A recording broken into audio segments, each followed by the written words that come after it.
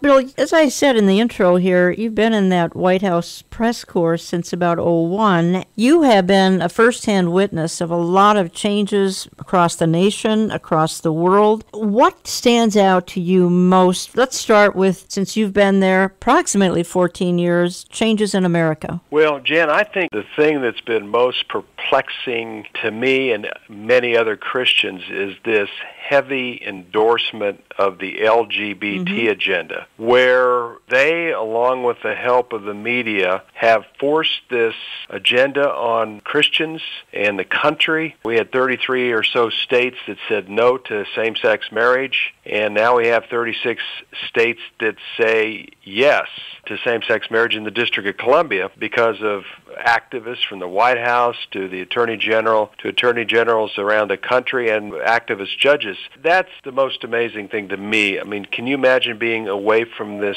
planet or away from this world for 6 years and coming back and seeing what is coming out of the White House, the State Department, and throughout the country? I mean, this is a war. And so that's the number one thing, Jan. The second thing would be the ineptness of Obama and John Kerry in their efforts in Israel and the Middle East. As former Vice President Dick Cheney said, our enemies don't fear us, and our allies don't trust us. So that is another area of great concern. And number three is this relationship with Russia, and possibly number four, our relationship with China, are all having a huge impact. Well, I may want to revisit a couple of those, but I want to move on and ask you another question here, because a lot of news outlets are leading with headlines, or at least they have a story that's talking about the press is kind of losing its luster over Barack Obama, and you mingle with them on a regular basis. Do you find that to be true as you interact with them? Yes, in some cases, yes.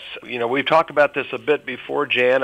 Sometimes it seems like they're starting to turn on Obama and his administration, and some of these stories like Benghazi, the IRS scandal, the NSA scandal, immigration, seems like there's a flow towards more people in the liberal media that want to get into these stories. I mean, a lot of these stories have the potential of winning them a Pulitzer Prize, and I think sometimes that's their attraction. But at the same time, then after the White House very effectively managed these stories by bringing in other stories of significance that kind of makes these kind of be moved to the side, everything kind of goes back into order the way they care to have it. But I do see possibilities. Jake Tapper's with CNN right now, Jonathan Carl with ABC News, Ed Henry with Fox, Major Garrett with CBS. These guys are, Tapper has his own program. He's not at the White House anymore, but those other three are getting tougher with their questioning, which I think is very important. It's not a quick move in that direction, but I think we're going to see more and more difficult questions. And the other thing,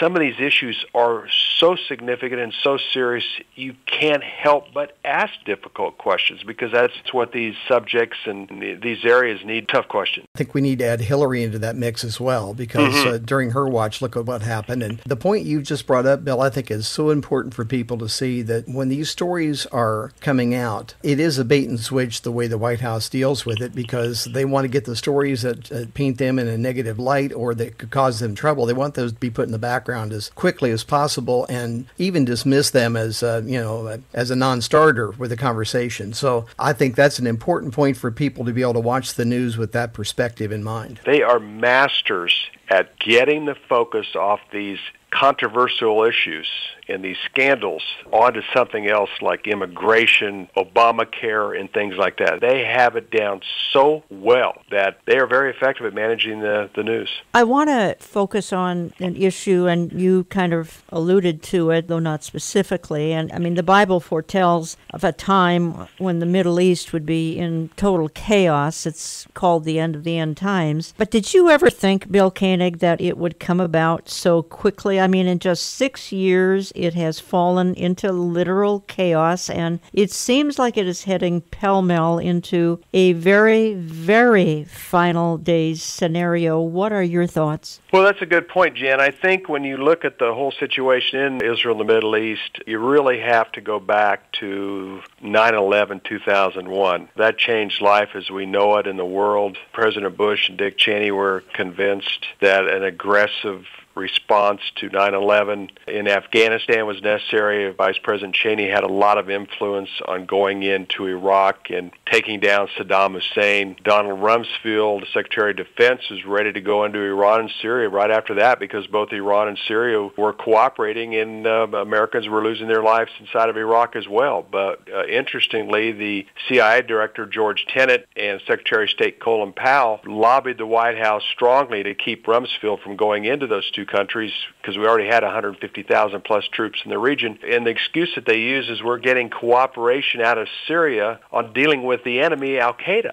So those wars were complicated. First of all, attempting to nationalize a country like Iraq and Afghanistan is just crazy. Right, I agree. These are people that don't understand Islam, and especially radical Islam. So Obama came in, he was against the wars in the first place, the aggressive wars of Bush and Cheney, and he was determined to bring all the troops out of Iraq, which helped birth ISIS. And the same thing, he's been aggressively moving troops out of Afghanistan, although they're going to keep some behind there now. These two wars have basically got out of control. In the Middle East, you got to manage your conflicts, and that's what Israel does so effectively. And unfortunately, this administration, the Obama administration, hasn't managed it effectively, Jan, and what it's done is accelerated us toward these final day conflicts. I want to spend a little extra time here on this Iran deal. Of course, it's not finalized yet. Apparently, that's going to happen in June. I think this Iran deal gives new meaning to the term "the devil is in the details." In this case, I think the devil came up with the details. I think this is a dream come true for Iran, and it's a nightmare for the rest of the world.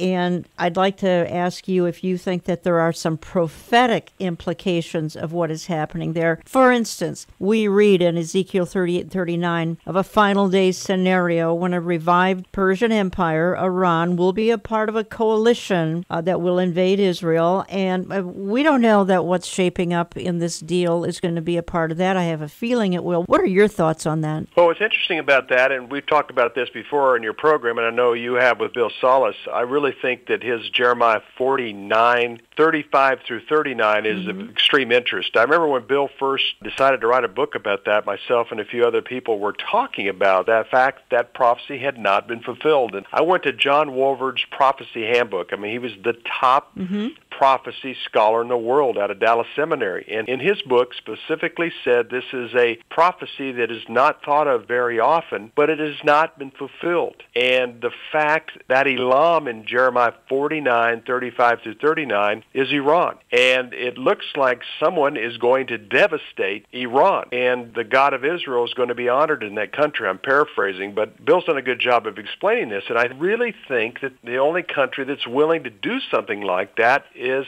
Israel. And Israel has to consider that because Iran is putting very serious weapons in Lebanon and Syria right now that put Israel's existence at risk. It points towards your Syria, Damascus, Isaiah 17:1, Jan. And then eventually Iran will be part of the Ezekiel 38 and 39 group that you've spoken of. But as Bill writes about, I think he's probably right about this, is Iran will be part of that coalition, but they won't be as strong as they would have been if they hadn't been devastated through the Jeremiah 49 conflict. So Iran's a major, major player going forward.